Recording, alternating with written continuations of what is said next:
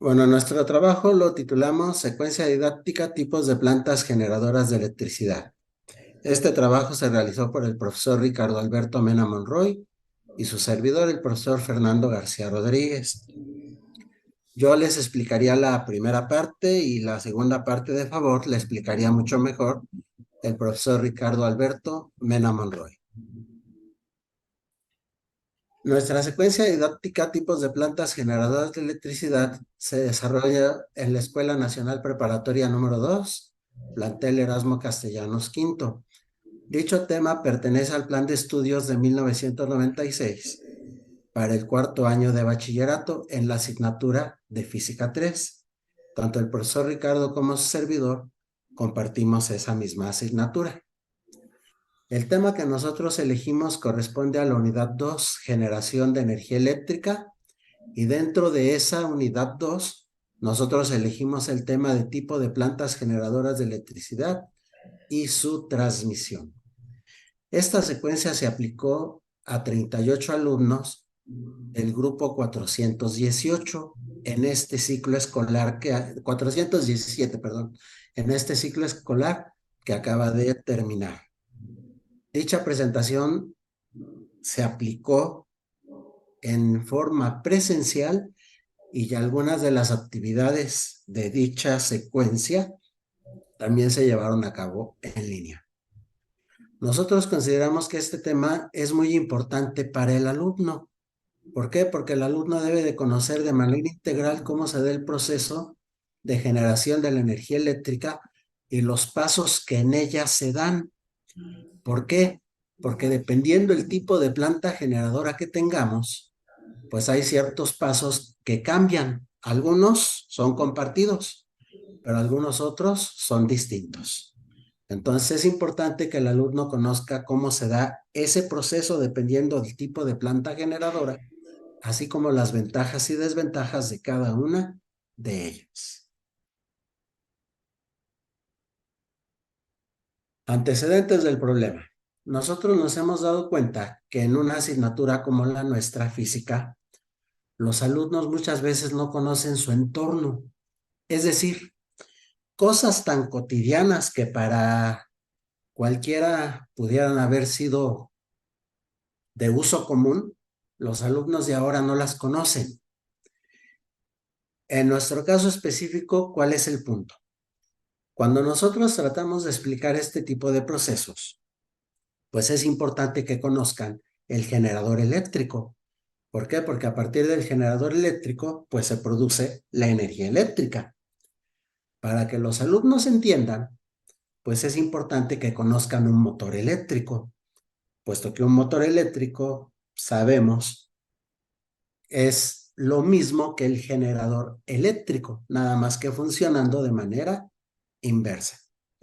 Entonces, para nosotros es importante que el alumno conozca el motor eléctrico.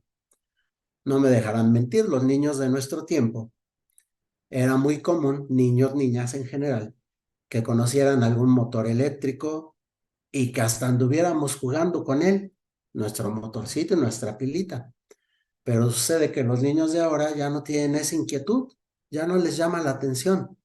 Entonces esa fue precisamente nuestra problemática de partida para nuestra secuencia. Interesar a los alumnos. ¿Cómo? Pues mediante el uso de TITS y mediante la aplicación de dos metodologías que a continuación vamos a comentar. ¿Cuál fue el objetivo de nuestro trabajo? Dar a conocer el proceso de generación de energía eléctrica, su transmisión, así como todos los pasos que conlleva, ventajas y desventajas dependiendo de cada uno de los tipos de plantas generadoras. Como lo comentaba, pues mediante la aplicación de nuevas metodologías, mediante el uso de TITS. Nosotros utilizamos como metodología principal diferentes representaciones y como metodología secundaria el aula invertida. Para cumplir con este objetivo, los alumnos utilizaron diferentes herramientas como lo fue un aula virtual de Classroom, videos, cuestionarios de Google, archivos en PDF. Se les proporcionó en cierta parte del proceso un examen en Quizzes, resolvieron un Padlet y para los productos de entrega, para la parte de diferentes representaciones, se les sugirió que utilizaran las herramientas Lucidchart, Canva y PowerPoint. Aquí en la parte inferior de esta diapositiva precisamente vemos el aula de Classroom que se creó para precisamente ahí subirles todos los materiales y ya ellos resolvieran parte de las herramientas que comentábamos. Como ya lo mencioné, nosotros basamos nuestra secuencia didáctica en esta parte mediante el uso del aula invertida, en la cual los alumnos checaron algunas cuestiones del tema de tipos de plantas generadoras y luego ellos mediante una especie de debate discutieron y fueron concluyendo los aspectos importantes. Una vez que tuvieron esta parte, mediante el aula invertida, se les sugirió que el producto a entregar en esta parte de la secuencia fueran diferentes representaciones, las cuales ya mencionábamos, utilizaron las herramientas antes mencionadas. Continuaría el profesor Ricardo Mena. Gracias. Bueno, antes que nada, mucho gusto y voy a seguir con la exposición. Bueno, la exposición nosotros la dividimos en 3 sesiones presenciales y dentro de ellas hubo tarea pues para casa, ¿no? La primera parte, pues nuestro propósito fue que el alumno conociera el tema y que se familiarizara en la forma en cómo íbamos a trabajar, ¿sí?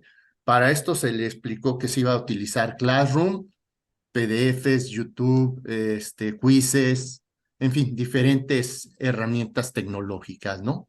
Bueno, entonces dentro de la primera sesión, lo primero que tuvo que hacer el alumno fue inscribirse al Classroom mediante un código que todos los que utilizamos Classroom sabemos que tiene cada clase, se le brindó al alumno y ellos se inscribieron. Después dentro de esto, ya venía en la clase unas ligas a videos de YouTube y a un cuestionario que generamos también con herramientas de Google. Bueno, la finalidad de esto fue que tuviera elementos y a la vez que tuviera también cosas para checar el avance del alumno para ver cómo iba entendiendo el tema. Entonces, una vez que vio el video, qué tipos de plantas centrales existen, pues tuvo que resolver un cuestionario para ver cómo había entendido el video. Después de esto, se le dio un archivo PDF que se llamaba tipos de plantas generadoras de electricidad y se le pidió que resolviera un examen en Quizzes. Este examen en Quizzes fue algo muy divertido porque quiénes van más adelante, quiénes van más atrás, entonces como que compiten un poco entre ellos y aquí se les dio pues el aliciente de que los que tuvieran los 5 mejores exámenes se les iban a dar puntos extras en su calificación, ¿sí? Entonces, pues sí se iban motivando los chavos para hacerlo lo mejor que pudieran, ¿sí? Bueno, entonces, Fer, todavía no me pases la anterior, Fer. Bueno, entonces en las fotos de abajo podemos ver tanto el cuestionario y vemos que las calificaciones pues son muy buenas, como el examen en quizzes. Ahora sí, Fer, adelante, por favor. La sesión 2. Para adelante, no para atrás. La sesión 2. Bueno, en la sesión 2, el propósito que teníamos es que el alumno llegara a un consenso sobre las plantas generadoras de electricidad, sus partes, sus ventajas, sus desventajas, porque pues el alumno no las conoce bien, entonces pues es bueno que se forme un criterio y que pues al final él pueda decidir qué sí es bueno y qué no es bueno, cómo se produce, ¿no? Entonces, para que esto, el alumno trabajó en equipos y se hizo mediante un Padlet. En este Padlet tuvimos la ventaja, como vimos en otra exposición, de que en la aula virtual se pueden mover las bancas. Entonces se juntaron por equipos, trabajaron, tenemos una pared muy, muy grande, y ahí, si se ve en la imagen, se proyectó en la pared cómo se hacía este Padlet, y se llegó a un consenso sobre qué partes tiene cada planta generadora de electricidad, sus ventajas y sus desventajas. Bueno, una vez que ya teníamos el consenso, pues ya se les pidió que hicieran las diferentes representaciones. Para esto, como ya estaban en equipos, se sortearon, ¿no? Qué tipo de representación le tocaba a cada quien, para que no todos escogieran la misma. Entonces, bueno, una vez que se realizó el sorteo, se les dio también una rúbrica en el Classroom con qué tenía que contener cada representación, las partes mínimas, ¿no? Bueno, siguiente, Fer, por favor. Bueno, una vez que ya teníamos todas las diferentes representaciones hechas por los alumnos, lo que se hizo en la tercera sesión fue eh, poner las mejores, ¿sí? Las que contaban con las mejores características y que eran más completas en cada una, para que los alumnos las conocieran, comparáramos cuáles eran las partes en que concordaban, y se viera que, aunque son lenguajes diferentes, pues llevan a coincidencias. Esto es muy bueno porque hace que la clase sea más dinámica, porque aunque son diferentes formas de representar las cosas, se llega al mismo conocimiento, ¿sí? Bueno, después de eso, pues tuvimos unos resultados bastante buenos. Los chavos aprendieron bastante, eso se notó en los cuestionarios, en el quizzes y en sus trabajos, ¿sí? Se obtuvieron resultados bastante buenos, los objetivos se cumplieron. Y finalmente nos gustaría mencionar que también hicimos un formulario para conocer el nivel de satisfacción de los estudiantes. En él se vio que les gustó mucho cómo se trabajó, que entendieron, bueno, ellos sintieron que entendieron mucho también, pero como conclusión me gustaría mostrarles que, aunque todo funcionó aparentemente muy bien, hubo un problemilla ahí con el tiempo, ¿sí? En el cuestionario de satisfacción, el 71.9 de los alumnos dice que el tiempo está adecuado. Sin embargo, un 18% indica que falta tiempo, y un 9.4 indica que le sobra tiempo. Entonces ahí se empieza a contradecir un poco la información que obtuvimos. Por tal motivo nos dimos a la tarea de hablar con ellos, ¿no? Pues, preguntarles propiamente con respecto a esta pregunta, que por qué faltaba tiempo o sobraba tiempo. Bueno, ahí nos dieron la respuesta ya más precisa y nos dijeron: solo es el problema el tiempo en las diferentes representaciones, porque se les pidió de una clase a otra. Entonces concluimos que hay que dar mayor tiempo para que hagan sus trabajos, ¿sí? Las diferentes representaciones, lo cual pues vamos a tomar en cuenta en las futuras veces que apliquemos esta secuencia didáctica. Bueno, pues esas son parte de nuestras referencias, y pues muchas gracias por su atención. Muchas Gracias. gracias, profesores. Interesante propuesta a partir del aula invertida y estos resultados y observaciones que nos hacen. Voy a dar espacio primero a si alguien de la audiencia aquí está con nosotros, quisiera hacer alguna pregunta, asimismo con aquellas personas que nos acompañan vía internet. ¿Hay alguien que quiera hacer alguna participación? Profesora Aline. Gracias, profesor. Una pequeña duda. A mí me gustaría conocer cuál fue la respuesta de los alumnos al encontrarse ya con este comparativo, o sea, en el resultado de este elemento que justo ellos desconocían, ¿no? Nos contextualizaban ustedes que para ellos era algo muy novedoso, dado que ya no tenían un acercamiento con ellos. Entonces, ¿cuál fue la respuesta al final? Que ya supieron cómo funcionaba y todo lo que se buscaba durante el proceso. Mira, Gracias. la respuesta del alumno fue muy buena, fue muy interesante, porque como eran unas clases teóricas y los maestros en sí así las damos, son clases se vuelven muy tediosas. Entonces, utilizando estas dos metodologías, lo que obtuvimos fue que fueran más dinámicas las clases.